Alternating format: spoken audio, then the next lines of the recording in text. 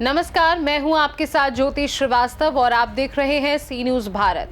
आज खबरें अब तक में हम बात करेंगे शामली में धर्मांतरण को लेकर आई बड़ी खबर की, दिल्ली सत्ता के गलियारों में रचे गए महाइतिहास की और सीएम योगी के मंत्री नंद गोपाल गुप्ता नंदी को दिए बड़े झटके की, और साथ ही आज हम बात करेंगे देश के सबसे बड़े बैंक एसबीआई की आंखें खोल देने वाली एक्सक्लूसिव रिपोर्ट की।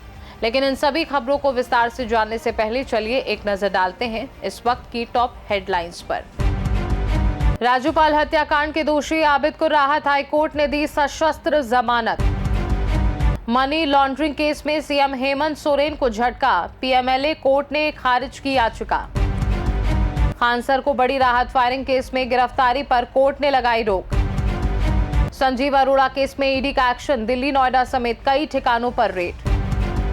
मोदी सरकार के 12 साल पर खड़गे का तंज, बोले गरीबों से काम और रोटी छीनी जा रही है। जयपुर की पटाखा फैक्ट्री में लगी आग, 3 लोगों की मौत, कई घायल। आसिम मुनीर आतंकी है, पीओके की गलियों में लगे नारे। मानसून का तांडव, कर्नाटक में भारी बारिश से बाढ़ जैसे हालात, सड़कें बनी दरिया। गोल्ड सिल्वर के रेट्स में उछाल, चांदी आज फिर 2,45,000 के पार। शेयर बाजार में बढ़त, सेंसेक्स 418 अंक चढ़ा, निफ्टी 23,200 के पार पहुंचा। तो चलिए शुरू करते हैं खबरों का सिलसिला और सबसे पहले बात करते हैं अपने पहले मुद्दे के बारे में। उत्तर प्रदेश का शामली जिला इस वक्त ऐसी सनसनीखेज घटना का गवाह बना है जिसने जाट और ब्राह्मण समाज से लेकर पुलिस महकमे तक को हिलाकर रख दिया है। शहर के जाने माने मेडिकल स्टोर संचालक देवराज मलिक के बेटे आयुष मलिक ने जब अपनी हिंदू पहचान को तिलांजलि देकर खुद को मोहम्मद अली घोषित किया तो जैसे पूरे शहर में बारूद का ढेर फट पड़ा। सिर पर इस्लामिक टोपी, चेहरे पर लंबी दाढ़ी और जुबान पर नबी की सुन्नत का हवाला देने वाला ये युवक अब अपनी ही बिरादरी और परिवार के खिलाफ खड़ा हो गया है। वहीं इस मामले ने तब और उग्र रूप ले लिया जब बगरा आश्रम के स्वामी यशवीर महाराज ने 12 जून को कुरैशी बस्ती में हिंदू महापंचायत करने का खुला ऐलान कर दिया। इस घोषणा से पुलिस प्रशासन के हाथ पांव फूल गए और आनन फानन में देर रात मुकदमा दर्ज कर गिरफ्तारियों का दौर शुरू करना पड़ा। क्या है पूरा मामला, आइए आपको विस्तार से बताते हैं। दरअसल इस पूरी कहानी की शुरुआत कोई 2-4 दिन पहले नहीं बल्कि सालों पहले हुई थी। आयुष मलिक को कंधे की गंभीर चोट लगी थी। इलाज के लिए वह एक फिजियोथेरेपी सेंटर जाने लगा जहां उसकी मुलाकात फिजियोथेरेपिस्ट चांदनी कुरैशी से हुई। यहीं से दोनों के बीच दोस्ती हुई जो धीरे धीरे प्यार में बदल गई। आयुष का दावा है कि वह पिछले 12 से 13 वर्षों से इस्लाम को समझ रहा था। इस दौरान उसे ब्लड प्रेशर बढ़ने और हाथ कांपने जैसी गंभीर शारीरिक और मानसिक परेशानियां होने लगी थी। आयुष के मुताबिक उसने यूट्यूब पर कुरान की आयतें सुनना और पढ़ना शुरू किया जिससे उसे आंतरिक शांति मिली और उसकी बीमारियां ठीक होने लगी। आयुष ने मीडिया के सामने आकर खुलेआम कबूल किया कि वह इंटरनेट पर पाकिस्तानी मौलाना डॉक्टर इसरार अहमद का भाषण सुनता था। आयुष का कहना है कि मौलाना इसरार अहमद की बातों को कोई काट नहीं सकता और उनके भाषणों ने उसे इस्लाम अपनाने के लिए सबसे ज्यादा प्रेरित किया। वह गूगल, यूट्यूब और अन्य डिजिटल स्रोतों से खुद की सीख कर पूरी तरह से इस्लामिक हो चुका है। वहीं इस मामले का सबसे चौंकाने वाला पहलू ये है कि आयुष मलिक और चांदनी कुरैशी आज से 4 साल पहले ही शामली में इस्लामिक रीति रिवाज से निकाह कर चुके थे, लेकिन आयुष ने इस बात को अपने परिवार से पूरी तरह छुपा कर रखा। आयुष ने इसके पीछे की वजह बताते हुए कहा कि उसकी 3 बहनें थीं। अगर वह अपनी शादी और धर्म परिवर्तन की बात पहले बताता तो समाज में बदनामी के डर से उसकी बहनों की शादी रुक सकती थी, इसलिए उसने 12 साल तक इस राज को अपने सीने में दबाए रखा। अब जब उसकी तीनों बहनों की शादी धूमधाम से संपन्न हो चुकी है तब उसने अपनी सीक्रेट लाइफ का खुलासा अपने माता पिता के सामने किया। वहीं धर्मांतरण की बात सामने आने के बाद जब आयुष के परिवार ने उस पर वापस हिंदू धर्म में आने का दबाव बनाया तो आयुष पूरी तरह भड़क गया और उसने कैमरे के सामने आकर बेहद तल्ख बयान दिए। वहीं इस्लाम धर्म अपनाने को लेकर आयुष मलिक ने क्या कुछ कहा, सुनिए। आयुष मलिक ऑन पेपर्स, मोहम्मद अली इस्लाम सब में जाना जा रहा। अच्छा, क्या हुआ किस तरीके से आपकी चांदनी से मुलाकात हुई और किस तरीके से आपने धर्म का परिवर्तन किया? मैं इस्लाम के बारे में बहुत साल से सीखता रहा। मैं 7-8 से आसपास स्कूल टाइम से धीरे धीरे करके तो धीरे करके जैसे सीखता रहा 2012-13 के में और ज़्यादा सीखना रहा, जब पूरा इस्लामिक कल्चर अपनाने लगा, निभाने लगा। फिर मुलाकात हुई थी फिजियोथेरेपी सेंटर पे, उसके बाद में फिर निकाह हुआ। जब मैंने निकाह करने के लिए अलग अलग जगह कहा कि भाई कोई निकाह के लिए, तो तैयार नहीं हुआ निकाह के लिए, वो तैयार हुई और अब इतना ज़्यादा माहौल ख़राब है वो जेल में। तो अब क्या कहेंगे। तो जिस तरीके से आपने निकाह किया, मतलब मुस्लिम धर्म के लिए इस्लामिक अट्रैक्शन रीति क्यों रिवाज हुआ? के हिसाब से अपने आप को मैंने फिट समझा, मुझे दिल लगा, मेरा दिल करा, मुझे ये जब मुझे इजाज़त है इस चीज़ की, मैंने इसका हक मार के करा, या मैंने संविधान तोड़ के करा, तो मैं कर सकूँ मैंने करा, बहुत लोगों ने करा, मैंने भी करा। मतलब आसपास एटमॉस्फेयर ऐसा रहा या फिर कहीं किसी ने मतलब किसी से इंस्पायर हुए? नहीं, अंडरस्टैंडिंग अपनी ऐसी रही, मेरी खुद की अंडरस्टैंडिंग मेरी ऐसी, जान की पहचान। अच्छा, परिवार का क्या कहना है इसमें, जिस तरीके से परिवार वाले थोड़ा सा नाराज़ हैं कि भैया हिंदू धर्म में आ और जी हमारा बन के रहे, मगर जी मैं तुम्हारा बन के हूँ, पर ऐसा थोड़ा है कि मैं मुसलमान बन गया हूँ तुम्हारा नहीं।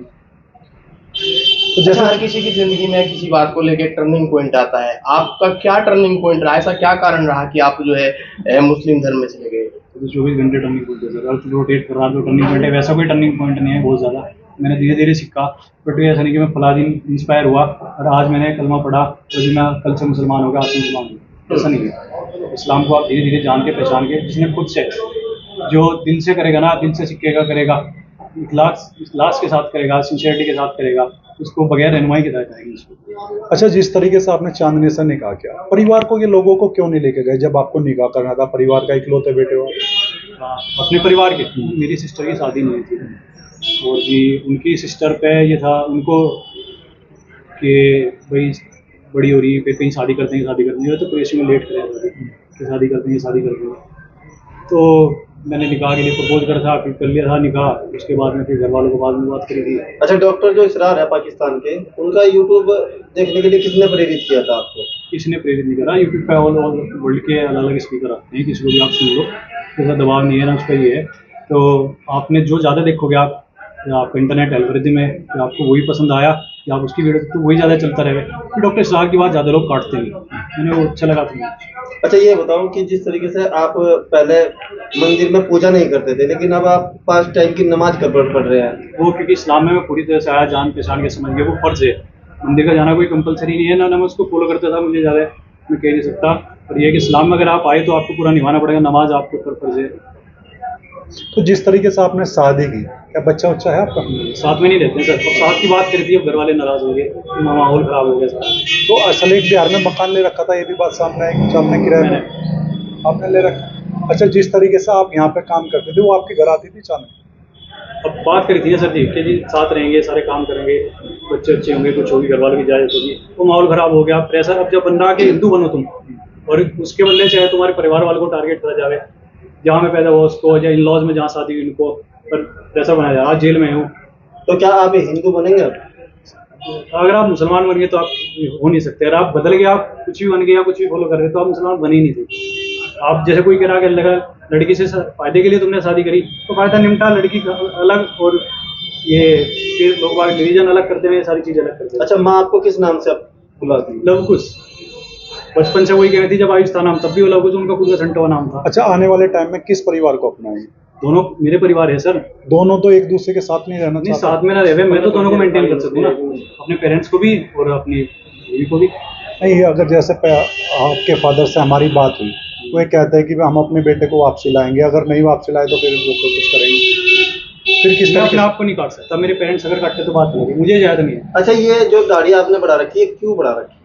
हमारे नबी ने हुक्म दिया और सुन्नत है हमारी, दाढ़ी फर्ज है आप पे कि आप जितनी गाल की खाल छुपे जितनी दाढ़ी आपको रखनी है, तो फिर एक मुश्त रखनी है, सुन्नत है। हमारे सभी नबी वलियों ने रखी दाढ़ी। अच्छा, जिस तरीके से आपने मुस्लिम धर्म ग्रहण किया, घर पे क्या परिवार वालों को कब बताया आपने कि मुस्लिम? घर वालों को मैंने बताया नहीं, लोगों से उनको पता लगा धीरे धीरे करके, पर मैंने उनको बताया नहीं था। अब जाके फरवरी में मैंने उनको ऐलान करा था, मुझे ऐसी बात है, मैं मालूम है कि मैं करता ही नहीं, शिक्कत नहीं करता तुम्हारी किसी चीज़ में, मेरा मन नहीं लगता, मैं अपना कहीं फिट कर रहा, मेरा दिल कर रहा। अच्छा, क्या मानते हैं कि जिस तरीके से आपने इतना बड़ा झूठ अपने परिवार को बोला, दूसरा धर्म ग्रहण कर लिया, तो आप अपने आप को झूठा नहीं मानते इस बात को?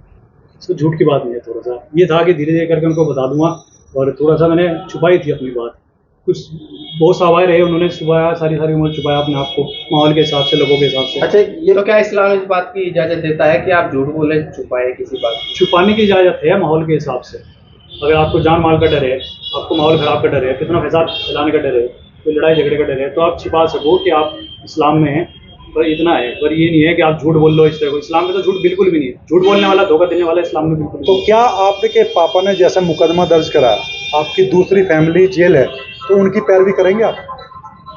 पैरवी कैसी, किस तरीके की? मतलब उन्हें छुड़वाने की, या फिर एक तरीके से उनके हक पास? इंसाफ की बात सर सारी जगह रखी जाएगी। आज ये नौबत आ रही, हक इंसाफ की बात की आ रही, इसलिए बात सारी जगह रखी जाएगी। ठीक। वहीं दूसरी तरफ आयुष के पिता देवराज मलिक की दास्तान बेहद दर्दनाक है। उन्होंने शहर कोतवाली में एक बेहद गंभीर तहरीर दी है। देवराज मलिक का आरोप है कि उनके बेटे को एक सोची समझी साजिश के तहत प्रेम जाल में फंसाया गया। पिता का आरोप है कि चांदनी कुरैशी, उसके पिता इस्लाम, उसकी बहनें राहित, सुमैला, राबिया, हुमा और भाई आस मोहम्मद उर्फ आंसू ने मिलकर आयुष का ब्रेन वॉश किया। 4 साल पहले एक फर्जी निकाहनामा तैयार कराया गया और आयुष पर मुस्लिम बनने के लिए मानसिक दबाव बनाया गया। आरोपी पिछले 5 साल से आयुष की मोटी कमाई का नाजायज फायदा उठा रहे थे और अब उनकी नजर मलिक परिवार की करोड़ों रुपए की संपत्ति पर है। आरोपियों ने देवराज मलिक और उनके परिवार के अन्य सदस्यों पर भी इस्लाम धर्म अपनाने का दबाव बनाया और विरोध करने पर पूरे परिवार को जान से मारने की धमकी दी। पिता को अंदेशा है कि इस रैकेट के पीछे कुछ बड़े बाहरी तत्वों का भी हाथ है। आपको बता दें, इस घटना के बाद शामली के जाट और ब्राह्मण समाज में जबरदस्त उबाल है। इलाके के प्रबुद्ध लोगों और बिरादरी ने एक चौपाल का आयोजन किया, जिसमें इस धर्मांतरण के खिलाफ तीखा आक्रोश जताया गया। समाज के लोगों ने दो टूक शब्दों में अल्टीमेटम दिया है कि आयुष को हर हाल में अपनी गलती सुधार कर घर वापसी करनी होगी और हिंदू धर्म में लौटना होगा। यदि वह ऐसा नहीं करता है और अपनी जिद पर अड़ा रहता है तो उसे बिरादरी से पूरी तरह हुक्का पानी बंद कर बेदखल कर दिया जाएगा और पिता की करोड़ों की संपत्ति से फूटी कौड़ी भी नहीं दी जाएगी। वहीं आयुष मलिक धर्मांतरण मामले में धर्मगुरु यशवीर महाराज ने क्या कुछ कहा, सुनिए। देखिए, आयुष की वापसी नहीं हुई। सनातन धर्म को त्याग करके वो इस्लाम मजहब में चला गया है। उसी के लिए आवाज उठाई हम लोगों ने कि भाई अपने उस होनहार नौजवान को वापस लाएंगे, समझाएंगे, पूरा हिंदू समाज समझाएगा। और जब तक वो वापस नहीं आता और जिन जिहादियों ने उसको बहका करके उस तरफ ले गए हैं, वो जब तक वो जिहादी गंभीर धाराओं में गिरफ्तार होकर के जेल में नहीं जाते, हमारा आंदोलन चलता रहेगा। महाराज जी, उसके द्वारा हज यात्रा और खतना की बात की जा रही है, क्या मामला है? देखिए, ये नेटवर्क अब केवल शामली का नहीं है, ये बहुत लंबा नेटवर्क है। दिल्ली, बंबई, पाकिस्तान तक के इसके तार जुड़े हुए हैं और इसका खतना भी बंबई में हुआ है। और इसको इन जिहादियों ने जो इसको अपने मजहब में लेकर गए हैं, हज यात्रा भी कराई है।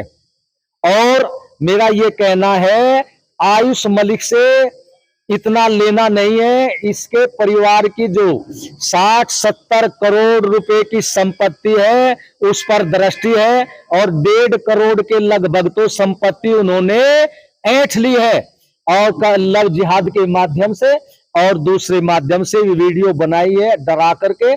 अब इसको पूरा अपने मजहब में इन्होंने ले लिया है। लेकिन ये हिंदू जाट समाज का नौजवान ज्यादा दिन वहां नहीं रह पाएगा।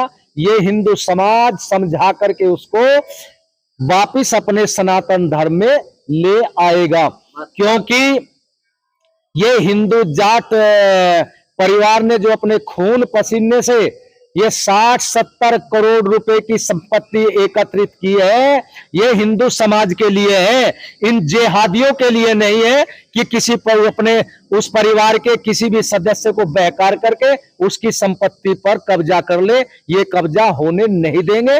अपने उस आयुष मलिक नौजवान को भी वापिस लाएंगे और इन जिहादियों को जेल में भिजवाए बिना चैन से ये हिंदू समाज अब नहीं बैठेगा। महाराज जी, कल आपकी मुलाकात हुई, आयुष से हुई आपकी? नहीं, हमारे उस परिवार के किसी भी सदस्य से संपर्क नहीं हुआ है। महाराज जी, कल एसपी शामली ने इस पूरे मामले में एक पाकिस्तान के डॉक्टर इसरार का भी नाम लिया था कि उसकी वीडियो वगैरह देख के प्रेरित करवाया गया है। कौन लोग थे प्रेरित करवाने वाले, वो क्या? हाँ देखिए, ये जो चांदनी कुरैशी है इसी का परिवार है।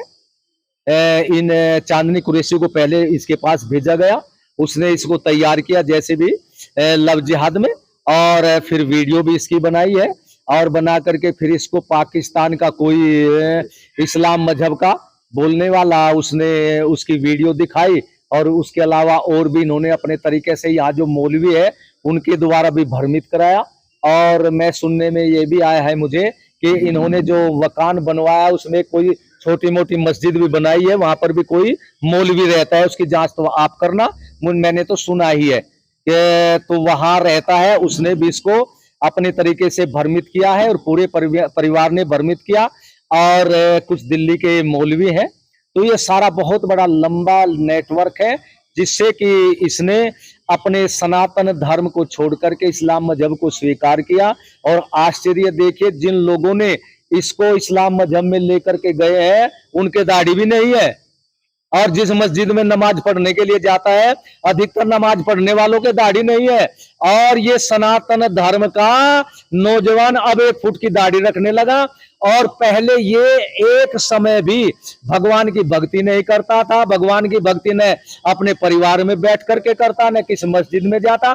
अब 5 समय की नमाज पढ़वाने लगे इस पर, मौलवी लोग पढ़वाने, और मौलवी लोग पढ़वाने लगे। बल्कि चांदनी कुरैशी के ही परिवार के उसके भाई इसके उस पर मेडिकल स्टोर पर रहते हैं, इसको तो जो मालिक है नौकर बना दिया। ये देखिए, अपनी दुकान पर क्या लेने का आया, अरे जहां दवा पहुंचानी है वहां दवा पहुंचा दे, यह दवा पहुंचाने जाएगा। अरे जिस पर परमिट ले आया परमिट ले आए, इसको बैठने नहीं देंगे बैठेगा। अरे भैया क्या करे, नमाज पढ़ने के लिए मस्जिद में जा 5 समय। यानी जो मालिक इस पर नौकर का काम करा दिया, और खुद जो नौकर थे वे मालिक बन करके बैठ गए। लेकिन ये अब नहीं होगा, वे सोच ले, विचार कर ले, और ये नेटवर्क में जो अभी पर्दे के पीछे है ये भी शांत बैठ जाए, नहीं तो इनके लिए भी जेल तैयार है, ये भी वहीं पर जेल में जाएंगे। पर्दे के पीछे चलने वाले का भी पुलिस प्रशासन अपने आप खुलासा कर देगी। शामली पुलिस प्रशासन सक्रिय हो गया है, और इसीलिए 2 अपराधियों को पकड़ लिया है, बाकी है उनको भी जल्दी ये गिरफ्तार करके जेल में भेज देंगे। महाराज जी, क्या लव जिहाद का एंगल पता लगा है? पहले लड़के लड़कियों को फंसाते थे, अब लड़कियां जो है।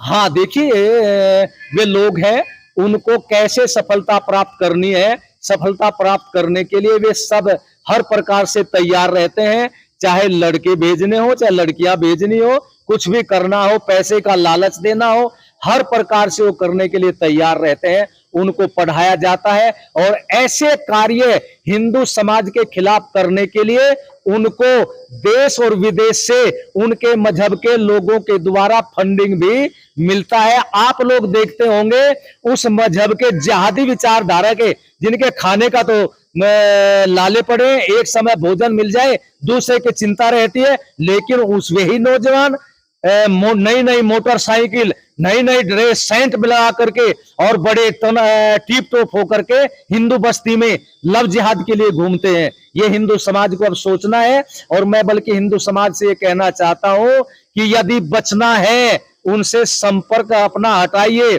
जो भी हिंदू समाज के लोग उनके संपर्क में रहेंगे, सबसे पहले मुसीबत उन्हीं के ऊपर आएगी, मरेंगे भी वही, लुटेंगे भी वही, और जो इनसे बचेगा वही बचेगा। और जिन हिंदू परिवारों में इन जिहादियों का आना जाना रहेगा, सबसे पहले उस हिंदू परिवार की महिलाओं के लिए खतरा पैदा हो जाएगा। देखिए, परिवार के किसी सदस्य हमारी वार्तालाप नहीं हुए, लेकिन यहाँ जो हमारा हिंदू समाज है, जागरूक समाज है, ये इस विषय में लगा हुआ है। हिंदू समाज के सब बुद्धिजीवी लोग जो समझदार है, उन सब का संपर्क है देवराज मलिक के परिवार से, देवराज मलिक से बराबर बना हुआ है। ये प्रयत्न में लगे हुए हैं। महाराज जी, पुलिस ने मुकदमा दर्ज कर लिया है और 2 लोगों को जेल भी भेजा है, तो आप किस प्रकार की कार्रवाई चाहते हैं? देखिए, इसके लिए मैं पुलिस प्रशासन का धन्यवाद करता हूं। अपराधियों में से 2 को गिरफ्तार कर लिया, इसके लिए शामली पुलिस प्रशासन का बहुत बहुत धन्यवाद है। लेकिन पूरा धन्यवाद नहीं दे रहा मैं 2 का ही धन्यवाद दे रहा हूं।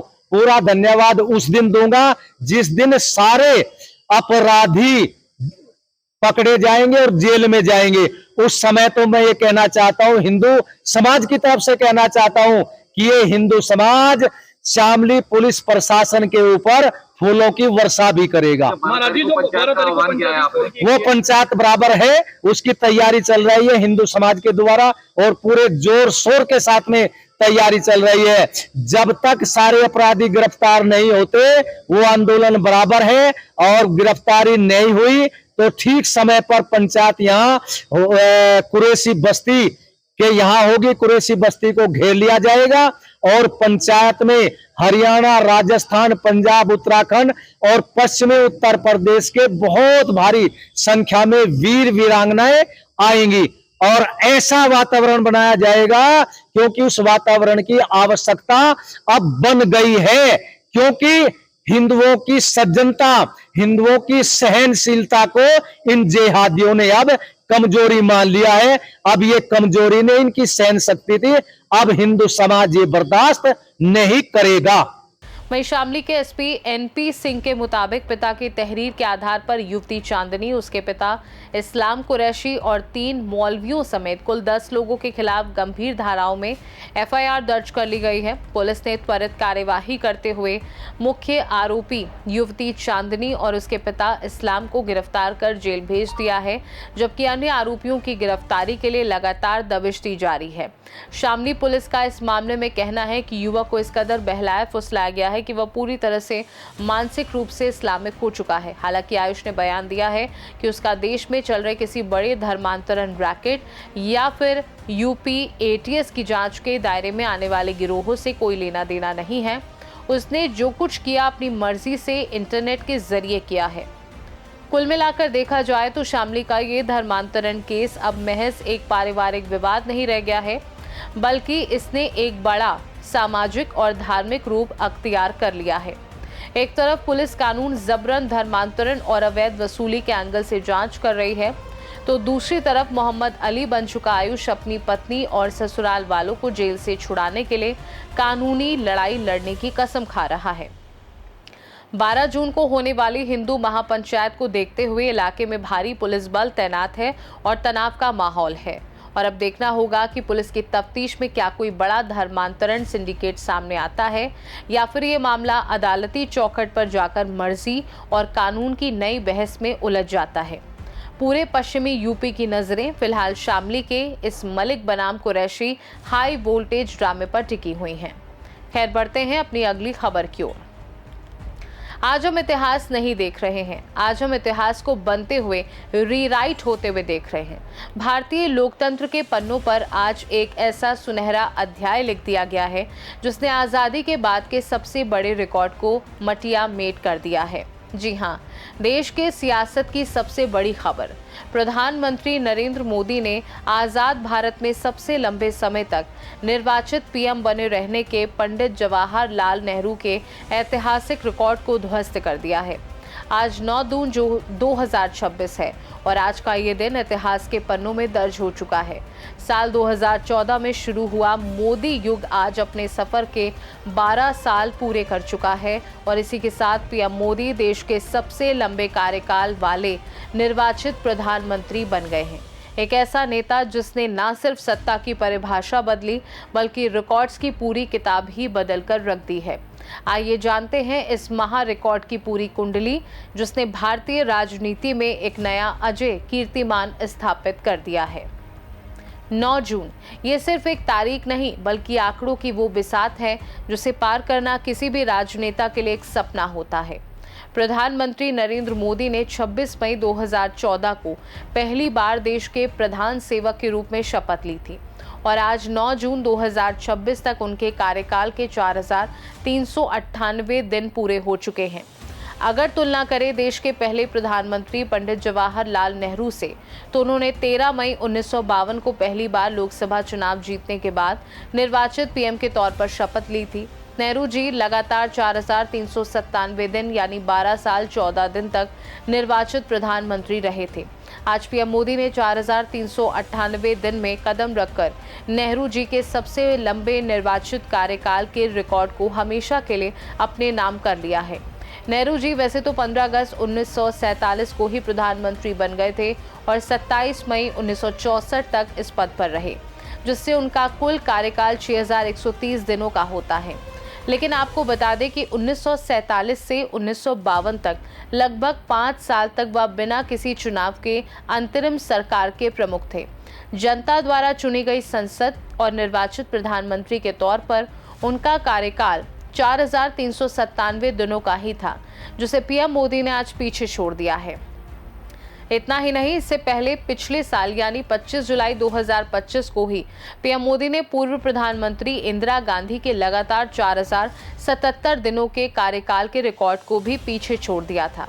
आपको बता दें, पीएम मोदी के नाम सिर्फ देश में ही नहीं बल्कि राज्यों की सत्ता को मिलाकर भी एक ऐसा रिकॉर्ड दर्ज है जिसे तोड़ पाना नामुमकिन लगता है। मार्च 2026 में ही पीएम मोदी ने एक नया इतिहास रचा था, जब उनके गुजरात के मुख्यमंत्री रहने और देश के प्रधानमंत्री रहने के दोनों कार्यकालों को जोड़ दिया गया तो वह 8,931 दिनों से अधिक समय तक सत्ता के शीर्ष पर रहने वाले भारत के पहले नेता बन गए। उन्होंने सिक्किम के पूर्व मुख्यमंत्री पवन चामलिंग के 8,930 दिनों के सबसे लंबे समय तक सीएम रहने के रिकॉर्ड को भी मात दे दी। इसके अलावा मोदी सरकार के नाम कई महाकीर्तिमान दर्ज हैं, जैसे पीएम मोदी भारत के इतिहास में सबसे लंबे समय तक सत्ता संभालने वाले गैर कांग्रेसी प्रधानमंत्री हैं। वह गैर कांग्रेसी सरकार के ऐसे पहले नेता हैं जिन्होंने लगातार 2 बार पूर्ण बहुमत की सरकार चलाई और अब तीसरी बार एनडीए सरकार का सफलतापूर्वक नेतृत्व कर रहे हैं। पंडित नेहरू के बाद साल 2024 में नरेंद्र मोदी देश के दूसरे ऐसे प्रधानमंत्री बने जिन्होंने लगातार 3 लोकसभा चुनावों में अपनी पार्टी और गठबंधन को प्रचंड जीत दिलाकर तीसरी बार पीएम पद की शपथ ली। वह भारत के पहले ऐसे प्रधानमंत्री हैं जिनका जन्म देश की आज़ादी के बाद यानी 17 सितंबर 1950 को हुआ। उनसे पहले के सभी प्रधानमंत्री 1947 से पहले जन्मे थे। वहीं इस ऐतिहासिक उपलब्धि के जश्न की गूंज कल यानी 10 जून को दिल्ली के गलियारों में साफ सुनाई देगी। एनडीए शासित राज्यों के मुख्यमंत्रियों की एक हाई प्रोफाइल बैठक होने जा रही है। ये बैठक सिर्फ औपचारिक नहीं होगी बल्कि ये विपक्ष के सामने एक बड़ा शक्ति प्रदर्शन होगी। इस बैठक में आंध्र प्रदेश के मुख्यमंत्री और टीडीपी प्रमुख चंद्रबाबू नायडू एक विशेष प्रस्ताव रखेंगे, जिसमें प्रधानमंत्री नरेंद्र मोदी के पिछले 12 साल की बेमिसाल उपलब्धियों का जिक्र होगा। एनडीए के तमाम सहयोगी दलों के दिग्गज नेता इस प्रस्ताव का पुरजोर समर्थन करेंगे और देश को दिखाएंगे कि मोदी सरकार 3.0 बैसाखियों पर नहीं बल्कि चट्टानी एकजुटता के साथ आगे बढ़ रही है। वहीं दूसरी तरफ अपनी सरकार के 12 साल पूरे होने पर पीएम मोदी ने देशवासियों को संबोधित किया और सोशल मीडिया प्लेटफॉर्म एक्स पर एक बेहद भावुक और जोश से भरा पोस्ट लिखा। हमारी सरकार के पिछले 12 साल भरोसे, विकास और जन कल्याण के लिए समर्पित रहे हैं। 140 करोड़ देशवासियों के आशीर्वाद और राष्ट्र प्रथम की भावना के साथ हमने अपने युवाओं, महिलाओं और किसान भाई बहनों को सशक्त बनाने में कोई कसर नहीं छोड़ी है। प्रधानमंत्री ने अपनी सरकार की उपलब्धियों को 7 प्रमुख क्षेत्रों में बांटकर देश के सामने रखा है, जो उनकी कामयाबी की गवाही दे रही है, जिसमें राशन से लेकर मकान तक, लखपति दीदी से सेना में कमान तक, इंफ्रास्ट्रक्चर की महाक्रांति, युवा शक्ति और नवाचार, स्वास्थ्य सुरक्षा का कवच, किसान कल्याण, मिडिल क्लास और राष्ट्र प्रथम विरासत भी, विकास भी शामिल है। जाहिर है यह है बदलते भारत की वो मुकम्मल तस्वीर जिसने आज एक नया इतिहास रच दिया है। 12 साल का भरोसा, अनगिनत रिकॉर्ड्स और विपक्ष के हर चक्रव्यूह को भेदते हुए नरेंद्र मोदी आज देश के सबसे ताकतवर और सबसे लंबे समय तक रहने वाले निर्वाचित प्रधानमंत्री बन गए हैं। कल एनडीए के मुख्यमंत्रियों का जुटना और चंद्रबाबू नायडू का प्रस्ताव लाना ये साफ संदेश है कि मोदी सरकार का ये तीसरा कार्यकाल और भी दमदार होने वाला है। रिकॉर्ड्स टूटते रहेंगे, इतिहास बनते रहेंगे, लेकिन 9 जून 2026 की तारीख भारतीय राजनीति के शिखर पर हमेशा जगमगाती रहेगी। खैर, बढ़ते हैं अपनी अगली खबर की ओर। उत्तर प्रदेश सचिवालय प्रशासन की तरफ से जारी एक हाई प्रोफाइल आदेश ने पूरी सरकार के भीतर खलबली मचा दी है। जी हां, सही सुन रहे हैं आप। उत्तर प्रदेश के सबसे कद्दावर, सबसे रसूखदार और रईस मंत्रियों में शुमार कैबिनेट मंत्री नंद गोपाल गुप्ता नंदी को मुख्यमंत्री योगी आदित्यनाथ ने अब तक का सबसे तगड़ा, सबसे करारा झटका दे दिया है। वो यूपीडा, जो यूपी के अरबों खरबों के एक्सप्रेसवे प्रोजेक्ट के माई बाप है, जिसे नंदी अपनी सियासत का सबसे बड़ा ताज मानते थे, उसे सीएम योगी ने एक झटके में नंदी के हाथों से छीन लिया है। अब यूपी के एक्सप्रेसवे की कमान किसी मंत्री के पास नहीं, बल्कि सीधे मुख्यमंत्री योगी आदित्यनाथ के पास आ गई है। इस महा एक्शन के पीछे की इनसाइड स्टोरी क्या है? फाइलों में ऐसा क्या विरोधाभास था कि महाराज को खुद मैदान में उतरना पड़ा, और इस पर अखिलेश यादव ने कैसे आग में घी डालने का काम किया है? आज एक एक पन्ना आपके सामने खुलेगा। आज की ये रिपोर्ट सीधे सत्ता के सिंहासन को हिलाने वाली है। ये उत्तर प्रदेश की राजनीति का वो टर्निंग पॉइंट है जिसकी भनक सरकार के बड़े बड़े दिग्गजों को भी नहीं थी। सचिवालय प्रशासन की तरफ से जारी हाई प्रोफाइल सरकारी आदेश ने पूरी ब्यूरोक्रेसी और राजनीतिक हलकों में सनसनी फैला दी। इस विभागीय फेरबदल के तहत उत्तर प्रदेश एक्सप्रेसवे औद्योगिक विकास प्राधिकरण यानी यूपीडा का पूरा कामकाज कैबिनेट मंत्री नंद गोपाल गुप्ता नंदी के पास से वापस ले लिया गया है। नंदी, जो अब तक इन मेगा प्रोजेक्ट्स के बेताज बादशाह बने घूम रहे थे, उनके हाथ से ये पावरफुल विभाग छीनकर सीधे मुख्यमंत्री योगी आदित्यनाथ के पास ट्रांसफर कर दिया गया है। अब एक्सप्रेसवे विभाग को अवस्थापना विभाग में मर्ज कर दिया गया है, जिसके सर्वा खुद सूबे के मुखिया योगी आदित्यनाथ हैं।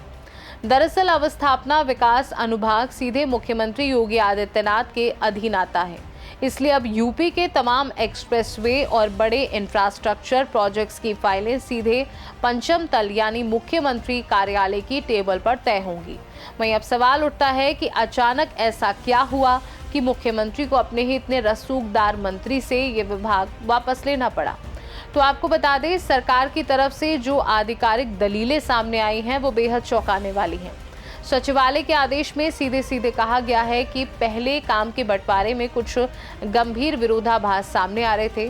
फाइलों के निपटारे में जबरदस्त दिक्कतें आ रही थी, जिससे प्रदेश के ड्रीम प्रोजेक्ट्स लटक रहे थे।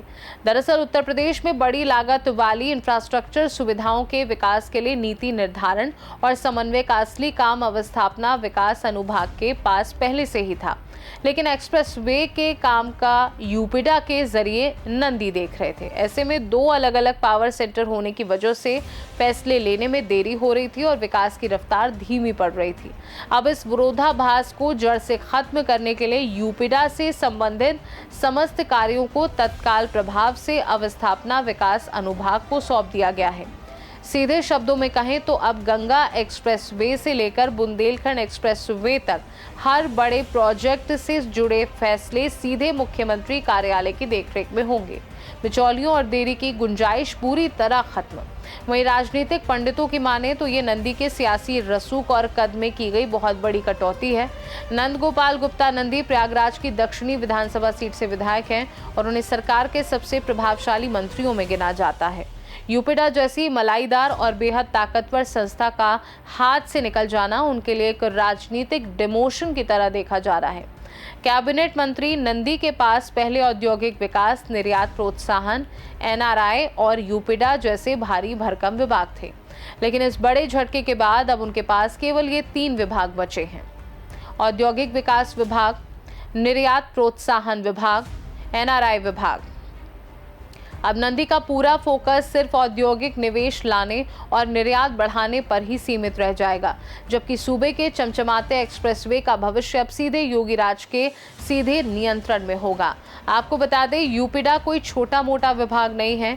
ये संस्था उत्तर प्रदेश में एक्सप्रेसवे और विशाल औद्योगिक गलियारों के निर्माण की रीढ़ की हड्डी है। वर्तमान में यूपीडा के अधीन देश के कई सबसे बड़े प्रोजेक्ट्स चल रहे हैं, जिनकी निगरानी अब खुद सीएम योगी करेंगे, जैसे गंगा एक्सप्रेसवे, यूपी का सबसे महत्वाकांक्षी और लंबा एक्सप्रेसवे जो पश्चिमी यूपी को पूर्वी यूपी से जोड़ेगा, बुंदेलखंड एक्सप्रेसवे और गोरखपुर लिंक एक्सप्रेसवे। इन परियोजनाओं के बचे हुए काम और उनके किनारे बनने वाले औद्योगिक गलियारे। इन सभी प्रोजेक्ट्स के लिए जमीन का अधिग्रहण करना, अरबों रुपए के टेंडर जारी करना और देश विदेश के बड़े बड़े निजी निवेशकों से तालमेल बैठाने का महाजिम्मा अब सीधे सीएम योगी के कंधों पर आ गया है। वहीं दूसरी तरफ जैसे ही नंदी से यूपिडा छिनने की खबर बाहर आई, विपक्ष को मानो मन मांगी मुराद मिल गई। समाजवादी पार्टी के राष्ट्रीय अध्यक्ष और पूर्व मुख्यमंत्री अखिलेश यादव ने इस मुद्दे को लपकते हुए सोशल मीडिया प्लेटफॉर्म एक्स पर एक ऐसा तड़कता भड़कता और तीखा पोस्ट दाग दिया जिसने बीजेपी खेमे में मिर्ची लगा दी है।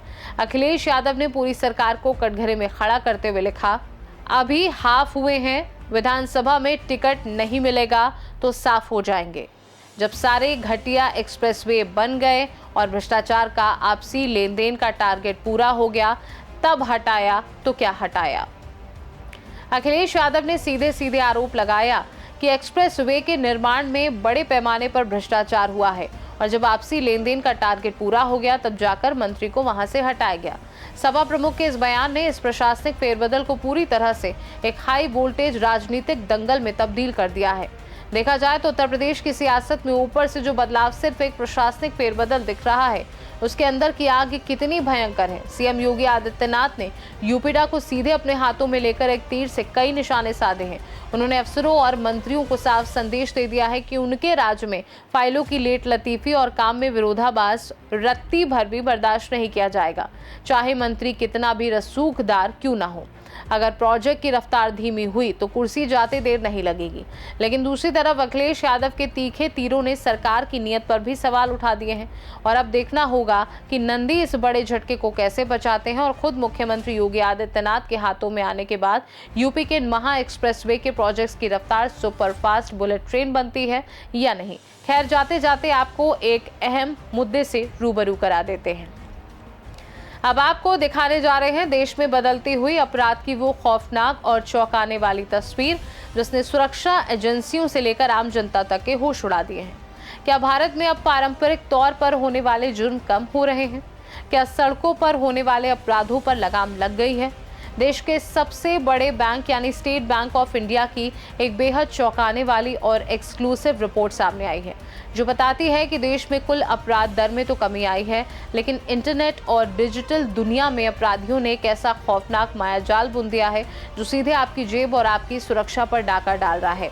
इस रिपोर्ट ने तकनीक, महिलाओं की सुरक्षा और देश की जीडीपी के बीच एक ऐसा कनेक्शन उजागर किया है जिसे जानना आपके लिए बेहद जरूरी है। दरअसल एसबीआई की इस ताज़ा रिपोर्ट में सबसे पहले एक राहत देने वाली खबर सामने आई है।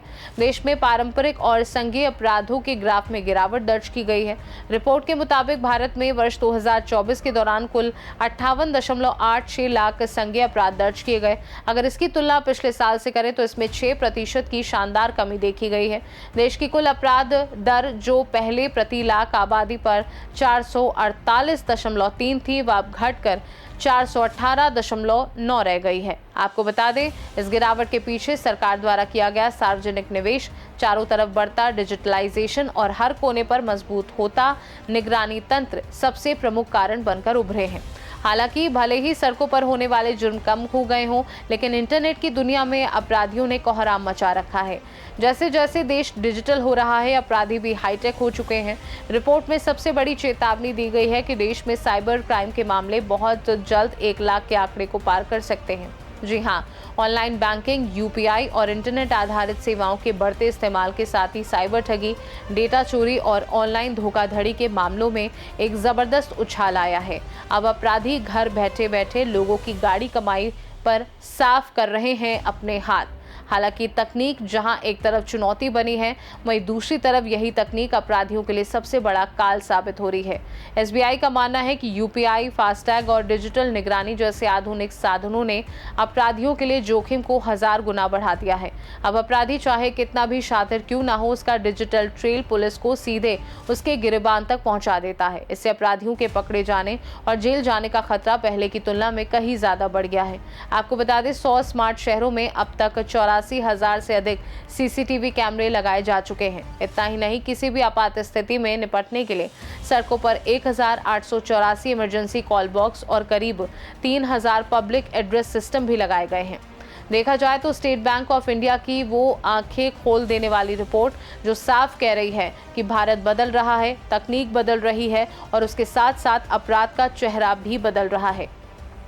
जहां एक तरफ सीसीटीवी और डिजिटल इंडिया की ताकत ने पारंपरिक चोर उचक्कों और अपराधियों के छक्के छुड़ा दिए हैं, वहीं दूसरी तरफ साइबर स्पेस में बैठे अदृश्य ठगों से निपटने के लिए अब हमें और आपको खुद जागरूक होना पड़ेगा, क्योंकि अगर देश को आर्थिक महाशक्ति बनना है, जीडीपी की रफ्तार को 7वें आसमान पर ले जाना है, तो सड़कों से लेकर इंटरनेट की गलियारों तक और घर की चार दीवारी के भीतर महिलाओं के लिए एक सुरक्षित माहौल तैयार करना ही होगा। तो आज खबरें अब तक में हमने देश और प्रदेश की उन चारों बड़ी तस्वीरों को आपने सामने पूरी सच्चाई के साथ रखा, जहां एक तरफ शामली का धर्मांतरण मामला अब पारिवारिक विवाद से आगे बढ़कर एक बड़े सामाजिक और धार्मिक दंगल का रूप ले चुका है, वहीं दूसरी तरफ देश ने नरेंद्र मोदी के रूप में एक नया इतिहास रचते हुए देखा।